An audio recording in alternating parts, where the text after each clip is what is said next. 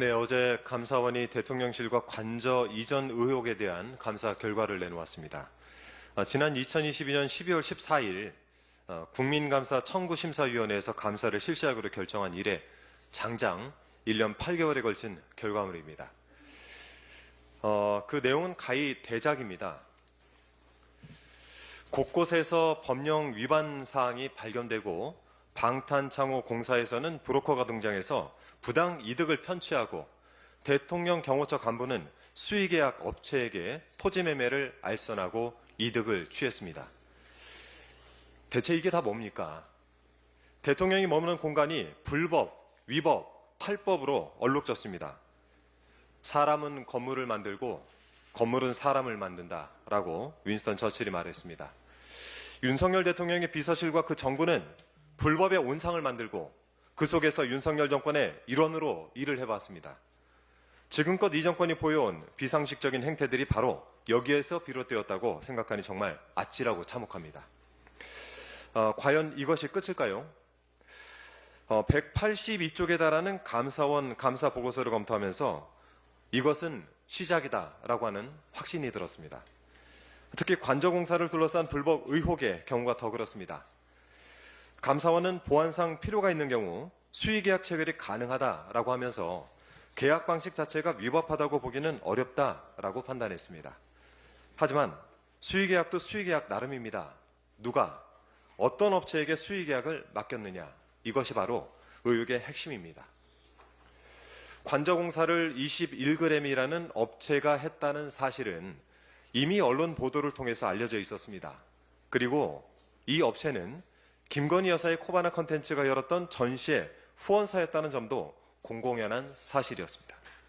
과연 이 업체가 어쩌다 관저공사를 수주하게 됐는가? 그 진실의 실마리를 이번 감사 보고서에서 확인할 수 있었습니다. 대통령실 등 이전 업무를 총괄해오던 김호진 당시 관리비서관 이렇게 증언을 했습니다. 인수인의 관련자 등을 통해 업체를 추천받았고 인수위 TF 내에 함께 논의해서 21g을 공사업체로 선정을 했다라는 것입니다. 그리고 21g을 추천한 분들이 현 정부와 밀접한 분들이어서 그분들에게 대한 신뢰를 바탕으로 이 업체 보안 유지 가능성을 판단했다라고도 합니다. 대통령과 김 여사가 먹고 자는 공간, 즉 가급 국가보안시설을 공사하는 업체가 이런 식으로 아름아름 선정이 된 것입니다. 도대체 21g을 추천한 사람은 누구인지, 현 정부와 밀접한 분은 누구인지 밝혀내야 됩니다. 다음 패널을 한번 보시면은요. 이 내용인가요? 이거를 좀 한번 들어봐 주시겠습니까?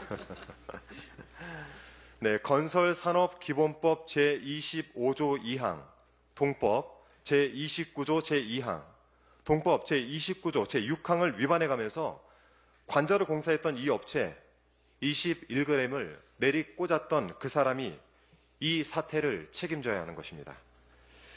참고로 이 사단을 낸 김호진 당시 관리비서관은 작년 12월까지 국토부 1차관으로 재임을 하다 퇴직을 했습니다.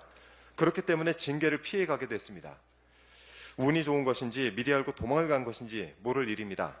하지만 앞으로의 길에도 내내 그 행운이 따라가진 않을 것 같습니다. 김호진 전 차관은 현재 한국공항공사 사장 자리에 가장 유력한 후보로 꼽히고 있습니다. 감사원은 김호진 전 차관의 비위 사실을 인사혁신처 등에 통보하겠다라고 했습니다. 이런 인물은 공기업 사장이 될 수도 없고 되어서도 안 된다는 점을 분명히 말씀드립니다.